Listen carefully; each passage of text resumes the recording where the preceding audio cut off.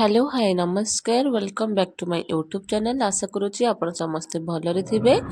तो देखंतु नुआ वर्ष पई काम घरे सब केते सारा आइटम हेजी। तो राते 4टारू उठिकी आमे दी पुणी एते सारा आइटम तयारी करिजु। तो पुणी एठी हमर कड़े रे बसिची तेल आउ एठी बहुत तार पूरी बेलुची। तो आउरी किछि पूरी हमर एठी छंका हबो। तो घरे हमर नुआ वर्ष पई पूरी बरा पकुड़ी बाइगणी पांपड़ आउ आलू मटर तरकारी हेतला सकाळु सकाळु। तो आपण मान को घरे सब नुआ वर्ष पई कोन कोन आइटम हेची मते कमेंट माध्यम रे नियाति भाबरे जणैबे। देखो माँ ना हमर खाଇବା स्टार्ट कर देछि। मान केमिति हेजी टेस्ट बढ़िया कोटा बेसी टेस्टी हेजी सब सबुठ बेसी टेस्ट कोटा हेची क आ भितु पूरी हो खाइ दे समस्त गोटे हैप्पी न्यू ईयर कहि देलु। हैप्पी ना तो जेहेतु नुआ वर्ष थिला तो सकाळ सकाळ एठी हम रेडी हेइछु देई आ मु जिबा पई मंदिर रेडी कोन हेइछु जाउछु तो मंदिर देखंतु। तो माजे नुआ ड्रेस पिन देइछि। तो कहंदिनी नुआ वर्ष दिन जहा करिवे हेटा वर्ष सारा हेइ जे। तो काले वर्ष सारा मते नुआ ड्रेस पिंधिया को मिलियो। तो सेही लोभरे माजे नुआ ड्रेस पिन देइछि देखंतु। आ एठी मो सहित देई भी जाउछि। तो चलंतु जिबा टिके मंदिर ठाकुर को दर्शन करिबा। तो फ्रेंड्स देखंतु आमे आसी पहुंच जाइछु हम गां मंदिर बेढारे। तो एठी होउचंती हमर मां ग्राम देवती मंगला मां। तो देखंतु मु टिके जूम कर देइछि बाकी आपण मन को कैमरा रे भल से देखा जाउ नथिबे मां। तो ये देई टिके मां को मुंडिया मारुथला आ एठी मु टिके वीडियो बनै दउथली आपण मन को देखिया पे हम गां रे कोन कोन सब मंदिर अछि।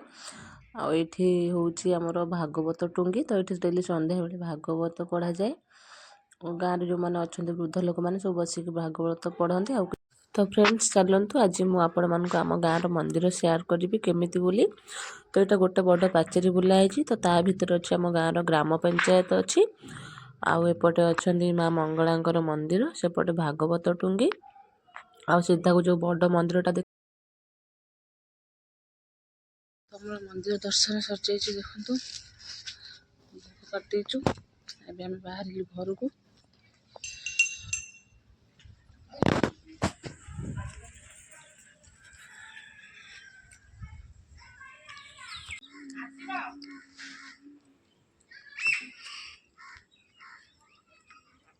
तो फ्रेंड्स देखंतु नुआ वर्ष पई तो आपण मान देखिबे के सब जिंस होइतला घरे खाया पई। तो हम मंदिर रास्के भी बस जाइछु ती पुणी खाया पई। तो शीत दिन जेहेतु के खरा बसे खाया को भल लागुची। तो पेटे खाई पी सारिके एठी मु बस जाइथिली चाउल को चूना करिया पई। तो एठी मसे ग्राइंडिंग करथुली देखंतु। कारण जेहेतु आज घरे हमर नुआ वर्ष पई का गइंठा पिठा हबार थिला जोटा को मु बेंग चंग पिठा कुए किछि किछि जगह रे अटकाली पिठा मध्यम कुआ जाय। तो सेति पई का मते एठी बो कहितला कि चाउल को चूना करिया को मु बस के एठी सेई काम रे लागिथिली। मान तू की पिठा खाइबू की पिठा खाइबू चंगा पिठा सब काम धंदा सारिके बहुत तार एठी बसी पड़ला यात्रा देखिया पई मोबाइल ले। आ एपटे आम घर पाख पड़िया को पळि आसलेनी पिला खेलिया पई। तो डेली सकाळ संध्या बेले या बेले पिला एठी आसंती ते क्रिकेट हो हॉकी हो ते खेलंती। तो गइंठा पिठा पई चाउल चूना कर सला परे एठी मु बसी पड़ली चकुली पई एठी बिरी चाउल ग्राइंडिंग करिया पई।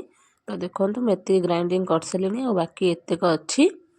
तो तापर एठी हम बसी गलु मां झो पिठा प्रस्तुति पई। तो एठी देखंतु मु बसी के गुजराती को गुंड करूथली कारण गुजरात रो टेस्ट मते बहुत ही पसंद। आ मान एठी हमर कैमरामैन साजी थिला आज बहुत तार एपटे जंतुणी प्रस्तुत करिया पई पानी गरम कर दिथिला चुली रे पानी बसई दीची। तो एटा गरम हला परे ता देहरे चूना पड़ी की जंतुणी प्रस्तुति हबो। आ एठी देखंतु हमर छुआन माने सब केमते ताटी रे खेलुछंती डोली सब दादा झी हरिका। किछि लोग कहते कि मो द्वारा शाग भी सीझीबनी मते किछि काम आसेनी बोली। तो हाँ मु मानुछि मते रोसई आसेनी किंतु रोसई आसेनी बोली कि साइड रो जत्ते सब काम सब मु करि पकाए। तो एपटे देखो देई आ बो एठी बसिक जंतुणी प्रस्तुत करछंती आ सेपटे मु बसिक नड़िया करूतली। तो रोसई न आसले भी परिबा कटा बेसर बटा तो ई सब काम रे मु होछि पारंगम। तो तापर एठी हमें बसी गलु मां झियो पिठा प्रस्तुत करिया पे पिठा माने गढ़िया पे का। तो देखंतु एटा होची फाइनाली बेंग जेंग पिठा। तो देखंतु बहुत तार एठी गोल गोल करूथला आ एठी मु लंबा लंबा शेप दउथली कारण मते टिके लंबा लंबा शेप ता खाया को बेसी भल लागे। तो बहुत जोटा गोल गोल बनौजे तो सेटा को बेंग कुआ जाए आ जोटा मु लंबा लंबा बनौचे सेटा को चेंग कुआ जाए। तो एपटे खीरी पई का एठी हांडी बसी जाईची ता देहरे खीरी प्रस्तुत होउची। तो खीरी प्रस्तुत हो गला पर ता देहरे पका जिवो हे जो हमर जोटा गढ़ा होउची सेटा पका हला परे जाके प्रस्तुत हो जिवो। तो गइंठा पिठा तैयारी सरला परे एठी मु बसी गली चकुली बनाया पई आ देखंतु କେତେ ଗୋଲ ଗୋଲ ମୁଁ ସୁନ୍ଦର ଏଠି ଚକୁଳି ବନେଇ ଦେଇଛି। ତ ସନ୍ଧ୍ୟା ଟାଇମ୍ରେ ଆମର ଏପଟେ ଏତେ ଜୋରେ ଥଣ୍ଡା ହେଉଥିଲା ଯେ ଚୁଲି ପାଖରେ ବସିକି ପିଠା କରିବାକୁ ମୋତେ ବହୁତ ଆରାମ ଲାଗୁଥିଲା ସତରେ।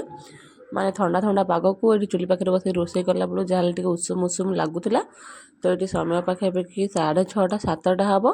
ତ ଏଠି ମୁଁ ବସି ପଡ଼ିଲି ଚକୁଳି କରିବା ପାଇଁ। ତ ଚକୁଳି ହେଇସାରିଲା ପରେ ଗରମ ଗରମ ପିଠା ଆମେ ସବୁ ଖାଇବୁ। ତ ବହୁତ ଦିନ ହେଲାଣି ମୁଁ ଗଇଁଠା ପିଠା ଖାଇନଥିଲି। ତ ଗଇଁଠା ପିଠା ଖାଇବା ପାଇଁ ମୁଁ ପୁରା ଏକ୍ସାଇଟେଡ଼ ଅଛି। ତ ନୂଆ ବର୍ଷ ପାଇଁ ଦେଖନ୍ତୁ ଏଇଠି ଆମ ସାହି ପିଲାମାନେ ସବୁ ଗୋଟେ ଭୋଜି କରିକି ଗୀତ ଫୀତ ବଜେଇକି ଡ୍ୟାନ୍ସ କରୁଥିଲେ। ତ ଫ୍ରେଣ୍ଡସ୍ ଆଜିର ଭିଡ଼ିଓଟି ଏଇଠି ଏଣ୍ଡ କରୁଛି। ଯଦି ଭିଡ଼ିଓଟି ଭଲ ଲାଗିଥିବ like comment share and subscribe କରିବାକୁ ଜମା ହିଁ ଭୁଲିବେନି। ତ ରଖୁଛି। Love you all. ଜୟ ଜଗନ୍ନାଥ।